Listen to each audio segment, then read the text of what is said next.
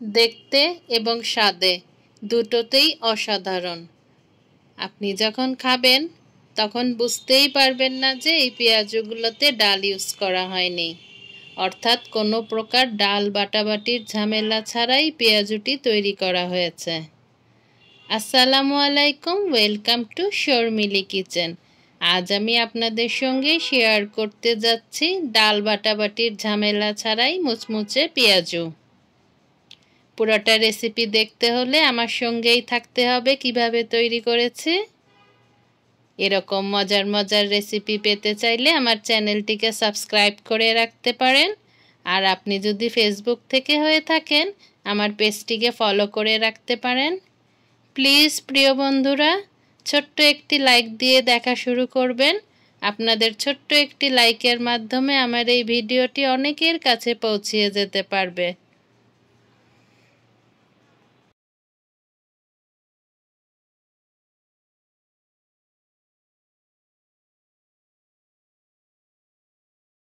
এজন্য আমি বাঁধাকপি এখানে মিহি কুচি করে কেটে নিয়েছি। এখানে আমি দিয়ে দিচ্ছি আমার পরিমাণ অনুযায়ী, আমি হাফ চা চামচের কিছু কম করে নিয়েছি লবণ, গোলমরিচের গুঁড়া, হলুদের গুঁড়া, মরিচের গুঁড়া, জিরার গুঁড়া এবং 1 চিমটি কালি জিরা নিয়েছি। দিয়ে দিচ্ছি এগুলো। এখন দিয়ে দিচ্ছি পেঁয়াজ, কাঁচামরিচ এবং আদা কুচি।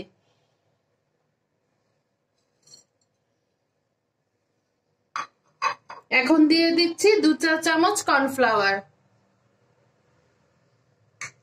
দিয়ে দিচ্ছি 4 টেবিল চামচ বেসন। আমার মাখাতে যদি আরো কিছুটা প্রয়োজন হয় সেক্ষেত্রে আমি দিয়ে নিতে পারি। এখন হাতের সাহায্যে ভালো করে মাখিয়ে নেব।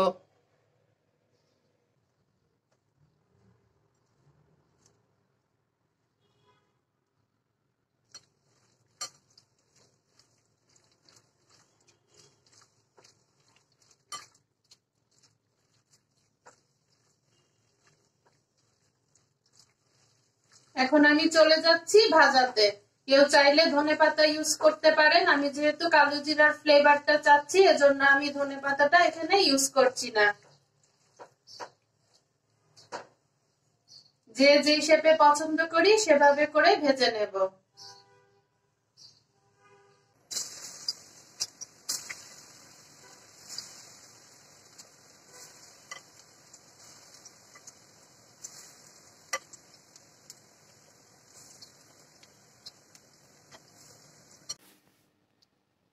চলে আসলাম ভাজাতে।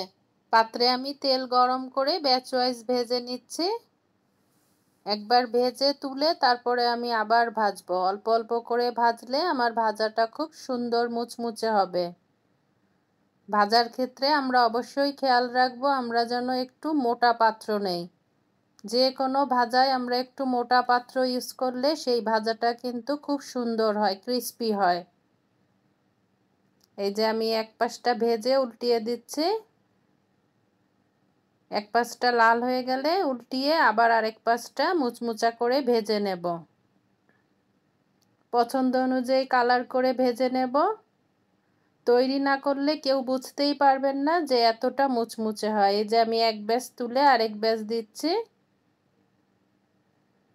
আমরা এরকম কিন্তু তৈরি করে রাখতে পারি, ইফতারিতে ঝটপট ভেজে নিতে পারি।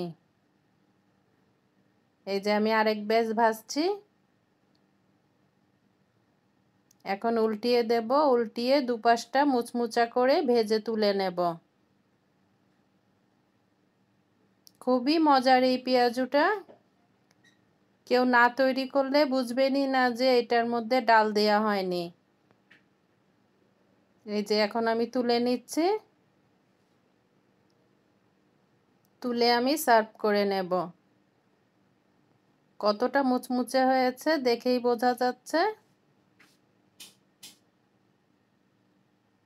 এই যে দেখুন কতটা মুচমুচে লাগছে।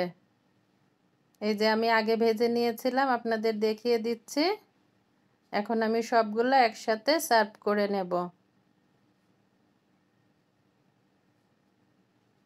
এই যে আমি সবগুলা ভেজে নিয়েছি, খুব সুন্দর কালার এসেছে।